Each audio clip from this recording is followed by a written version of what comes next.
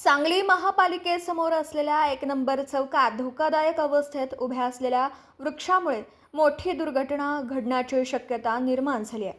विशेष म्हणजे हा वृक्ष ज्या ठिकाणी उभा आहे त्या समोरच महापालिकेच्या बागा विभागाचे कार्यालय असतानाही प्रशासनाने याकडे दुर्लक्ष केल्याची तीव्र नाराजी नागरिकांमधून व्यक्त होतीये। सदर वृक्ष कोसळण्याच्या अवस्थेत असून त्या ठिकाणी दररोज मोठ्या प्रमाणात टू व्हीलर आणि फोर व्हीलर वाहनांचं पार्किंग केलं जातं। त्यामुळे हा वृक्ष कोसळल्यास मोठं आर्थिक नुकसान होण्याबरोबरच नागरिकांच्या जीवितालाही धोका निर्माण होऊ शकतो। स्थानिक नागरिकांनी अनेकदा याबाबत लक्ष वेधण्याचा प्रयत्न केला असतानाही अद्याप महापालिका प्रशासनाने कोणतीही ठोस कार्यवाही केलेली नाही। महापालिकेच्या कार्यालयासमोरच हा धोकादायक वृक्ष उभा असताना देखील अधिकाऱ्यांना तो दिसत नाही का, असा संतप्त सवाल नागरिकांकडून उपस्थित होतोय। उद्या जर एखादी मोठी दुर्घटना घडली आणि एखाद्या वाहनावर किंवा नागरिकावर हे झाड कोसळलं तर त्याची संपूर्ण जबाबदारी महापालिका प्रशासनावरच राहील, अशी संतप्त प्रतिक्रिया नागरिकांनी व्यक्त केली।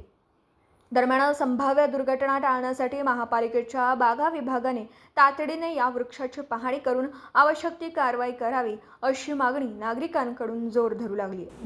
दिवसभरातील घडामोडींचा आढावा घेण्यासाठी पाहत रहा N24 मराठी न्यूज।